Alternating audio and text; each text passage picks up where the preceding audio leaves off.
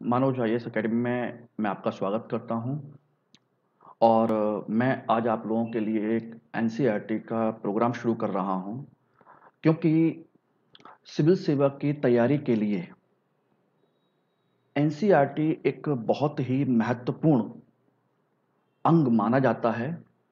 लेकिन बहुत सारे छात्र एनसीईआरटी को पढ़ते हैं, लेकिन उन्हें अभी तक ये समझ नहीं है कि एनसीईआरटी को कैसे पढ़ना चाहिए और किस तरीके से पढ़ना चाहिए।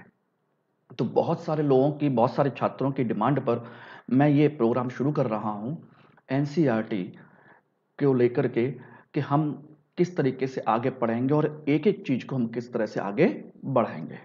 ठीक है ना। तो सबसे पहले आज मैं बात करूंगा एनसीईआरटी क्यों और कैसे पढ़ें। इस चीज को विशेष तौर पर ध्यान दीजिएगा।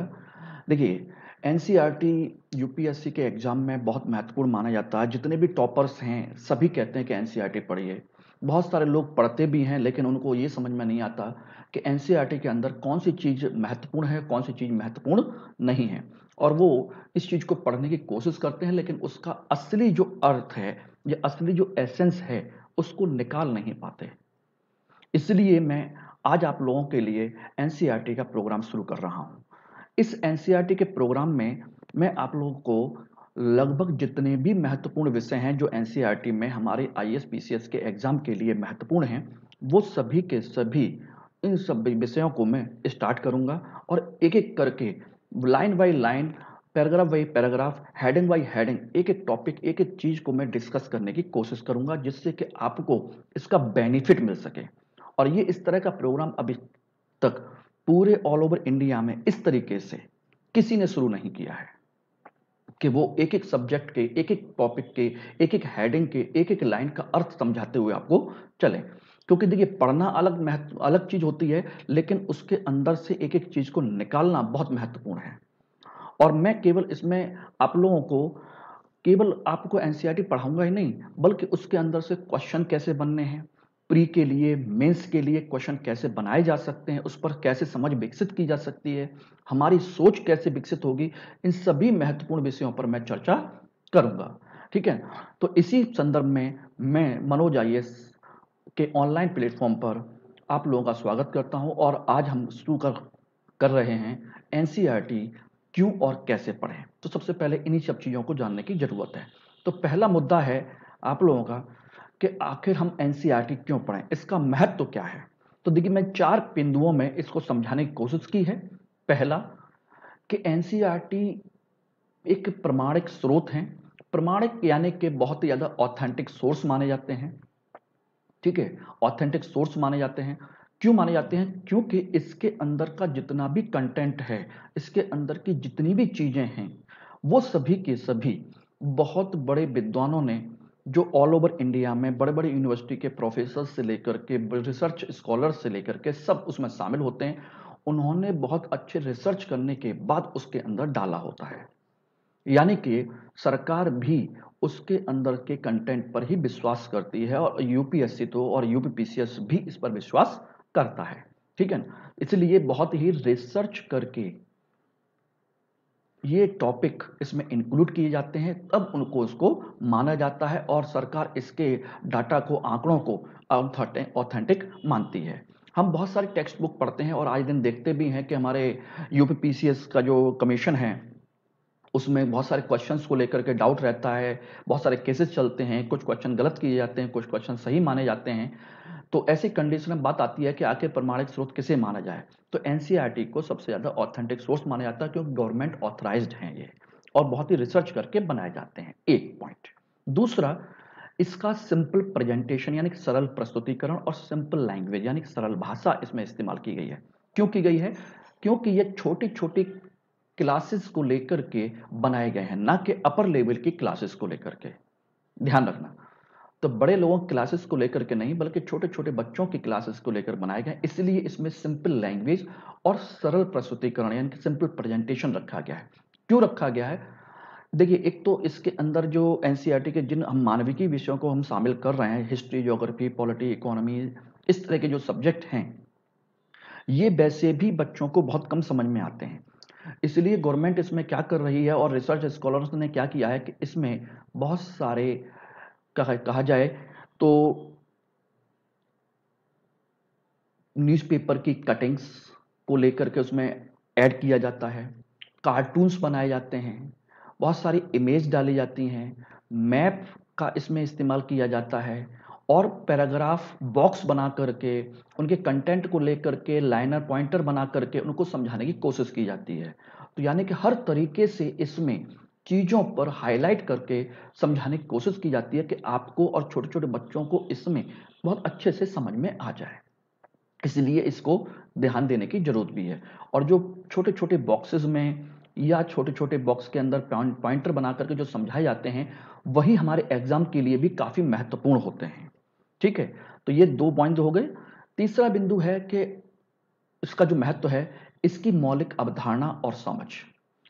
एक्चुअली में होता क्या है कि हम जो एग्ज़ाम देने जा रहे हैं, यूपीएससी यानी यूपीपीसीएस या कोई भी पीसीएस का एग्ज़ाम, उसमें pre plus mains plus interview के लेवल पर जो समझ विकसित की जाती है, जो मांगा जाता है, वो है किसी भी सब्जेक्ट की बेसिक अंडरस्टैंडिंग, यानी कि बेसिक अंडरस्टैंडिंग यानी कि आधारभूत समझ की मांग की जाती है। लेकिन उसका जो लेवल है वो है ग्रेजुएशन से ऊपर का और पोस्ट ग्रेजुएशन से थोड़ा सा नीचे लेवल का कंटेंट मांगा जाता है। लेकिन हम लोगों ने पहले कभी इस लेवल पढ़ा नहीं है, इसीलिए इन एनसीईआरटी को अगर हम पढ़ेंगे तो उसी सब्जेक्ट की बेसिक समझ हमारी विकसित होगी, क्योंकि इसमें जो प्रेजेंटेशन है बहुत ही इजी और सिंपल तरीके से किया गया है। ठीक है ना? इसलिए जीएस के जितने भी विषय हैं उनकी बेसिक अंडरस्टैंडिंग और बेसिक कंसेप्ट के लिए बहुत महत्वपूर्ण है। कोई अन्य पुस्तक इतनी महत्वपूर्ण नहीं है, क्योंकि जो अन्य पुस्तकें लिखी जाती हैं या तो वो गाइड बनाई जाती हैं या फिर टेक्स्ट बुक, और टेक्स्ट बुक उनका प्रेजेंटेशन उतना अच्छा नहीं होता। वो कंटेंट तो प्रोवाइड कराते हैं, यानी कि मटेरियल उसके अंदर का तथ्य प्रस्तुत तो करते हैं, कहानी भी देते हैं, लेकिन जो बेसिक अंडरस्टैंडिंग होती है वो उन टेक्स्ट बुक से समझ में नहीं आती। इसलिए उसकी बेसिक समझ के लिए हमें एनसीईआरटी पढ़ना बहुत ज़रूरी है। इसमें बहुत सारे छोटे-छोटे शब्द होते हैं, उन शब्दों का अर्थ क्या होता है, वो शब्द कैसे बने, कहाँ से आए, बहुत सारी चीज़ें हैं। जैसे एक सिंपल सा सब्जेक्ट है, सिंपल सा टॉपिक है, समावेशी विकास। तो हम लोग समझ तो लेते हैं कि समावेशी विकास ऐसा विकास जिसमें समाज के सभी वर्गों को शामिल किया जाए। लेकिन आखिर ये क्यों आया, कैसे आया, किस तरीके से आया, इसकी और अवधारणा क्या है, ये आपको केवल एनसीईआरटी में मिलेंगी। किसी अन्य पुस्तक में इस तरह डिटेल में आपको और छोटी से लेवल पर सिंपल लैंग्वेज में नहीं समझाया जाएगा। इसलिए हमारे अपर लेवल पर प्री मेंस और इंटरव्यू के लेवल पर जो भी हम कंटेंट पढ़ेंगे, जीएस के जितने भी विषय पढ़ेंगे, उनकी बेसिक अंडरस्टैंडिंग आपको एनसीईआरटी से ही मिलेगी। इस चीज को ध्यान रखिएगा। क्लियर? और चौथा पॉइंट है प्रत्यक्ष प्रश्न एग्जाम में। देखिए, कभी कभी यूपीएससी क्या करता है कि इन एनसीईआरटी के लाइन बाय लाइन पॉइंट्स को उठा करके क्वेश्चन बना देता है, जो कि एनसीईआरटी के पीछे क्वेश्चन भी दिए होते हैं, नहीं भी दिए होते हैं तो उसके कंटेंट में से ही वो प्रश्न को उठा लेता है। क्यों उठा लेता है? कभी कभी कुछ सिंपल क्वेश्चंस भी पूछे जाते हैं। कारण है कि देखिए, हर तरह की अच्छी टेक्स्ट बुक हर जगह अवेलेबल नहीं है, उपलब्ध नहीं है। इसलिए जो रूरल एरिया में हैं या कम पढ़े लिखे, वो जो कम संसाधन वाले जो लोग हैं, छात्र हैं, उन तक भी इनकी पहुंच हो सके, इसलिए उनमें से कुछ क्वेश्चंस वहां से उठाए जाते हैं। और आप देख रहे होंगे कि बहुत सारे ऐसे, कई सारे स्टूडेंट ऐसे पास हो जाते हैं जो उन्होंने बहुत अच्छी पढ़ाई नहीं की है, बहुत बड़े शहर में नहीं रहे हैं, गांव में या छोटी जगह पर रह करके उन्होंने बेसिक एनसीईआरटी बेसिक किताबों को पढ़ करके ही एग्जाम क्वालिफाई कर लिया है। हकीकत में इसी की वही जरूरत है। हकीकत देखा जाए तो यही जो चीज है, प्रत्यक्ष प्रश्न बहुत ज्यादा तो नहीं, लेकिन कुछ कुछ क्वेश्चंस आ जाते हैं। लेकिन बात आए इसके महत्व की, तो मैं आपको बता दूं, आईएएस और अब पीसीएस के जो मुख्य परीक्षा का जो पेपर है, जो अब डेस्क्रिप्टिव हो चुका है, और इंटरव्यू, ये दोनों के दोनों आपके बेसिक कंसेप्ट के साथ साथ अंडरस्टैंडिंग की डिमांड करते हैं। अगर विषय की गहराई, विषय की समझ आपको नहीं है तो आप लोग एग्जाम क्वालिफाई नहीं कर सकते। आप बड़ी से बड़ी किताब पढ़ लीजिए, बहुत सारी नॉलेज ले लीजिए, लेकिन अगर बेसिक चीज नहीं पता, बेसिक कंसेप्ट नहीं पता, तो आप लोग नहीं कर पाएंगे। और यूपीएससी ये चाहती है कि ऐसे छात्र आएं जिन्हें अपने विषय की बेसिक समझ हो, मूलभूत समझ हो, ना कि वो स्पेशलिस्ट हों। क्योंकि उन्हें जनरल स्टडी के अंतर्गत ही छात्र चाहिए। जनरल यानी कि सामान्य, ना कि स्पेशलाइज्ड। ये ऑप्शनल पेपर नहीं है, बल्कि क्या है, जनरल स्टडी के पेपर हैं जिनमें आधारभूत समझ की जरूरत होती है। और यूपीएससी ऐसे ही रिक्रूट्स चाहती है जिनके अंदर अपने विषय को लेकर के उसकी बेसिक समझ हो और उस विषय को अपने आसपास के चीजों से जोड़ सकें। और एनसीईआरटी में ये बहुत अच्छी कोशिश की गई है कि जो टॉपिक दिए जाएं उसको आसपास की चीजों से जोड़ करके समझाने का प्रयास किया गया है, जो कि हम क्लास बाई वन देखेंगे और देखने की कोशिश करेंगे, पढ़ने की कोशिश करेंगे कि किस तरीके से इनको बताया गया है। ठीक है, तो ये तो है कि इसकी इंपॉर्टेंस क्या है। दूसरा, एनसीईआरटी कैसे पढ़ें और किस तरीके से पढ़ा जाए। तो उससे पहले हम जानने की कोशिश करेंगे कि हम एनसीईआरटी नई पढ़ें या पुरानी पढ़ें। तो देखिए, सबसे पहली चीज मैं बता दूं कि मार्केट में इस समय सारी नई एनसीईआरटी मिली हैं जिनमें न्यू प्रेजेंटेशन के साथ नए नई चीजों को जोड़ने की कोशिश की गई है और अच्छे तरीके से समझाने की कोशिश की गई है। लेकिन इतिहास एक ऐसा विषय है, हिस्ट्री, जिसमें ये कोशिश की गई है कि नई चीजों को समझा जाए, लेकिन उसी के अनुसार अगर बच्चे को, किसी भी छात्र को बेसिक समझ नहीं है इतिहास की, तो वो जो नई एनसीईआरटी का कंटेंट है उसको समझना उसके लिए बहुत मुश्किल होगा। इसलिए मैंने कोशिश की है कि एनसीईआरटी की नई और पुरानी दोनों पुस्तकों को पढ़ाया जाएगा। मैं दोनों पुस्तकों को लेकर के चलूंगा कि नई और पुरानी दोनों की समझ हो सके, क्योंकि इतिहास बहुत ज्यादा उसमें बदलाव नहीं होता। बात समझ रहे हैं ना? जबकि बाकी अन्य जो विषय हैं उनके लिए नई एनसीईआरटी हम लोग पढ़ेंगे, क्योंकि इसमें डाटा नया होता है, कंटेंट नया होता है, प्रेजेंटेशन नया है। इस तरीके से उस पर हम नई एनसीईआरटी को देखेंगे। जबकि इतिहास की यानी हिस्ट्री की न्यू एंड ओल्ड दोनों एनसीईआरटी को लेकर के हम चलेंगे, और ये दोनों लेकर के चलनी चाहिए। ठीक है। तीसरी बात, एनसीईआरटी किस किस विषय की। तो देखिए, एनसीईआरटी में सभी नहीं पढ़ना है, ये 6 से 7 विषय हैं जिनको हमको पढ़ना है। History, political science, science, sociology, economy, geography and psychology.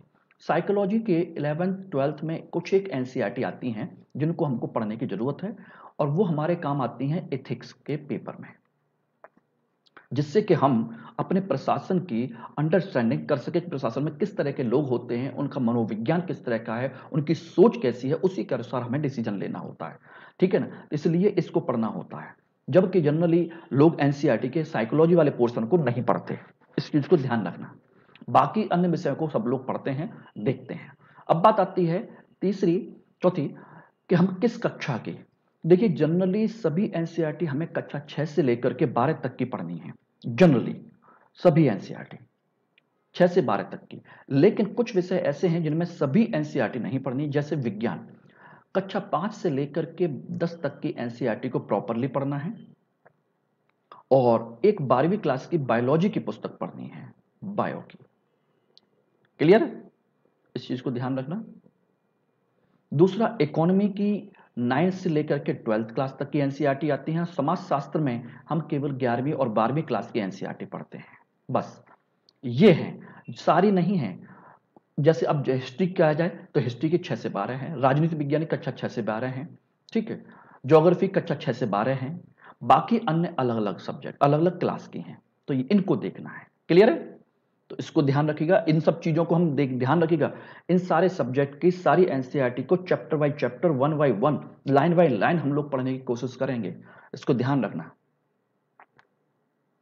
अब बात आती है कि हम कैसे पढ़ें, एनसीईआरटी को कैसे पढ़ा जाए। तो एनसीईआरटी को पढ़ने के लिए देखिए 3 बिंदुओं पर हमने बात की है। पहला, कि इसके हम अलग अलग कक्षाओं के, क्लासेस के ग्रुप बनाएंगे, सब्जेक्ट के अनुसार उनको पढ़ने की कोशिश करेंगे। जैसे कक्षा 6 से लेकर के 8 तक एक होता है, एक ग्रुप होता है 6 से लेकर के 8th क्लास तक का, 6, 7, 8। इसे हम ए ग्रुप में रखेंगे। सबसे पहले इसी ग्रुप के सारी एनसीईआरटीज को पढ़ेंगे। फिर 9th और 10th का होता है, उसको हम बी ग्रुप में रखेंगे। इसके बाद हम बी ग्रुप की एनसीईआरटी पढ़ेंगे। उसके बाद हम पढ़ेंगे 11th-12th की सी ग्रुप की एनसीईआरटीज। ठीक है ना? 11th-12th की ये थोड़ा सा अपर लेवल की हो जाएंगी, और इस यहां तक पहुंचते पहुंचते या हम अपने सभी विषयों को प्रॉपरली पढ़ चुके होंगे और उससे हमारे अपने सब्जेक्ट की सारी अंडरस्टैंडिंग हो चुकी होगी। और इसके बाद अगर हम यूपीएससी के किसी भी लेवल पर हम तैयारी करेंगे तो बहुत अच्छे से हमारी तैयारी हो जाएगी। ठीक है ना? तो इसमें आपको घबराने की जरूरत नहीं है। इसमें हम एक एक चीज, एक एक पॉइंट, एक एक सारी चीज को हम लोग लेकर के चलेंगे। यानी कि हम विषय एक ग्रुप, यानी कि कक्षा का एक ग्रुप और एक विषय सबसे पहले उठाएंगे। जैसे हिस्ट्री उठाएंगे तो हिस्ट्री कक्षा 6 से लेकर 8 तक की जो भी हिस्ट्री क्लास किताबें हैं उनको पढ़ेंगे, उनकी पुस्तकों को पढ़ेंगे। उसके बाद ज्योग्राफी, उसके बाद पॉलिटी, उसके बाद इकोनॉमी, उसके बाद साइंस, उसके बाद कुछ और। इस तरीके से उनको हम एक एक पहले एक एक ग्रुप को कवर करते चलेंगे। इसके बाद बी ग्रुप में जाएंगे, उसके बाद सी ग्रुप में। जैसे हमने अपनी एजुकेशन अर्न की थी, एजुकेशन गेन की, कि पहले एक लेवल पर, फिर उसके बाद दूसरे लेवल पर, उसके बाद तीसरे लेवल पर, उसी तरीके से हम इसमें पढ़ने की कोशिश करेंगे। यानी इस तरीके से हम एक सब्जेक्ट को हम कम से कम 3 बार पढ़ लेंगे और इससे 3 बार एनसीईआरटी को पढ़ेंगे। सोचिए कि हमारी समझ कितनी विकसित हो जाएगी किसी भी चीज को लेकर के।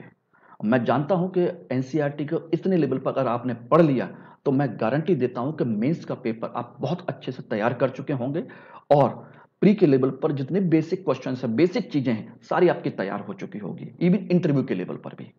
ठीक ना? अब बात आती है कि तीसरे लेवल पर हम पढ़ेंगे कैसे। तो देखिए, मैं जो पढ़ाऊंगा वो पढ़ाऊंगा सबसे पहले चैप्टर और हेडिंग को लेकर के। एक फर्स्ट रीडिंग में chapter and heading. Chapter heading मतलब कौन कौन से चैप्टर हैं, उनके अंदर की हेडिंग क्या क्या है, सबसे पहले उनको देखेंगे। वो मैं आपको वन बाय वन समझाता चला जाऊंगा। दूसरा हम देखेंगे उसमें प्रश्न के अनुसार, एनसीईआरटी में जो पीछे प्रश्न दिए होते हैं उनके प्रमुख प्रश्न के बिंदुओं को समझना है। उसके अनुसार हमें कंसेप्ट पर फोकस करना है और उसी के अनुसार फैक्ट वाइज चीजों को कलेक्ट करना है। तीसरी चीज, एक चीज और ध्यान देनी है, इनमें जो आने वाले जो इंपॉर्टेंट वर्ड्स हैं उनके अर्थ को जरूर जानना है। क्योंकि इनके अर्थ को नहीं जाने तो आगे चल करके जब हम बड़े लेवल पर तैयारी करेंगे तो उस समय उन शब्दों का अर्थ नहीं जान पाएंगे तो हमें समझ में नहीं आएगा। बात क्लियर? तो इस चीज को ध्यान रखने की जरूरत है। तो कंसेप्ट, फैक्ट और इंपॉर्टेंट वर्ड के मीनिंग्स क्या क्या हैं उन पर हम लोग फोकस करते चलेंगे। तो ये हमारा एक स्ट्रेटजी रहेगा किस तरीके से हम एनसीईआरटी को पढ़ेंगे और क्यों पढ़ेंगे। ध्यान रखिएगा, NCERT is most important part of the UPSC preparation. Clear? Most important part. You can't do, you can't qualify this exam without the NCERT. और सबसे बड़ी समस्या क्या होती है, एनसीईआरटी, मैंने जो स्टार्टिंग में कहा था, एनसीईआरटी को हम लोग सिंपल किताब की तरह छठी सातवीं आठवीं क्लास की तरह पढ़ तो लेते हैं लेकिन उसके अंदर का जो मीनिंग है वो कभी निकल के नहीं आ पाता। आप विश्वास नहीं करेंगे, जब हम लोग तैयारी कर रहे थे तो आज भी उन एनसीईआरटी को पढ़ते हैं तो लगता है कि ऐसे ऐसे बहुत कुछ छूटा हुआ है। क्योंकि एनसीईआरटी में गागर में सागर भरने की कोशिश की गई है। जो लिखा हुआ है सिर्फ वही नहीं है, उसके पीछे के अर्थ, उसके पीछे के कंसेप्ट को भी जानना बहुत जरूरी है। वो सबसे इंपॉर्टेंट है, वो स्टूडेंट नहीं पढ़ पाता। इसलिए मैं बार बार फोकस कर रहा हूं कि आपको एनसीईआरटी पढ़नी चाहिए। और देखिए, जो मैंने ये प्रोग्राम शुरू कर रहा हूं एनसीईआरटी का, ये बहुत कॉस्टली, बहुत महंगा प्रोग्राम नहीं है जितना कि ये सारी चीजें मैं आपको उपलब्ध कराऊंगा। तो देखेंगे कि हम कक्षा 6 से लेकर के 12वीं क्लास तक की कम से कम 35 से 40 एनसीईआरटी, उनके एक एक चैप्टर, एक एक लाइन को हम लोग जब पढ़ेंगे तो आपके लिए जो मैंने फीस और ये सारी चीजें रखी हुई हैं, जो कि आप लोगों को इन्फॉर्मेशन मिल जाएगी, बहुत ज्यादा नहीं है। बहुत कम अमाउंट में आप लोगों को मैंने ये सब देने की कोशिश करूंगा जिससे कि आप एक एक चीज को समझ सकें, एक एक चीज को जान सकें और अपनी तैयारी का एक बेस मजबूत कर सकें। बहुत सारे लोग अपनी ग्रेजुएशन की डिग्री लेकर के या 10+2 करने के बाद सीधे कोचिंग में एडमिशन ले लेते हैं। उनको बेसिक चीज समझ में नहीं आती, उसके बाद वो परेशान रहते हैं कि क्लास में क्या पढ़ाया जा रहा है, क्या नहीं पढ़ाया जा रहा है। इसको लेकर बड़ा परेशान रहते हैं। मैं कहता हूं कि पहले से उनको एनसीईआरटी का बैच और एनसीईआरटी को प्रॉपरली पढ़ना चाहिए। अगर ये बात सही नहीं है तो किसी भी टॉपर से, फर्स्ट रैंक से लेकर के जो भी लास्ट रैंक है, किसी भी सिलेक्टेड पर्सन से पूछिए कि क्या एनसीईआरटी हमें नहीं पढ़नी चाहिए। बस इस चीज को ध्यान रखना। तो हम लोग शुरू कर रहे हैं एनसीईआरटी, एक एक करके सारी चीजों को। सबसे पहले मैं एक साथ दो सब्जेक्ट को लेकर के चलूंगा, हिस्ट्री एंड पॉलिटी। ठीक है। तो अगला जो वीडियो आएगा वो हिस्ट्री एंड पॉलिटी को लेकर के आपका वीडियो आपको टाइम टू टाइम मिलता चला जाएगा। हमारा जो यूट्यूब चैनल है मनोज आईएएस, उसको सब्सक्राइब कीजिए, उसकी बेल आइकॉन को दबाइए और उससे आपको लगातार वीडियो और सारी चीज़ें मिलती चली जाएंगी। और कांटेक्ट करने के लिए आप लोग मेरा जो नंबर है उस पर कांटेक्ट कर सकते हैं 9540565652 एंड 6398189646। इस पर मुझे व्हाट्सएप या टेलीग्राम कर दीजिए। जो भी इंफॉर्मेशन चाहिए आपको मिलती चली जाएगी, सारी चीज़ें होती चली जाएंगी। और इसमें ध्यान रखिएगा, मैं आप लोगों का टेस्ट भी लूँगा प्री के पॉइंट ऑफ व्यू से और मेंस के पॉइंट ऑफ व्यू से। जो भी लोग आप इसमें जोड़ना चाहेंगे उनको टाइम टू टाइम आपको क्वेश्चन पेपर भी मिलेंगे, सारी चीज़ें, आपका आंसर राइटिंग भी चेक होगी, सब कुछ आपका होगा। जैसा कि हम लोग ऑफलाइन क्लास में करते हैं उसी तरह से हम ऑनलाइन क्लास में भी करेंगे। और एक एक चीज़ की एक एक लाइन पर एक एक मार्किंग आपको की जाएगी, जिससे कि आप लोगों की जो इम्प्रूवमेंट है वो आपको पता चल सके। ठीक है, चलिए, ऑल द बेस्ट। मिलते हैं अगली क्लास के साथ में।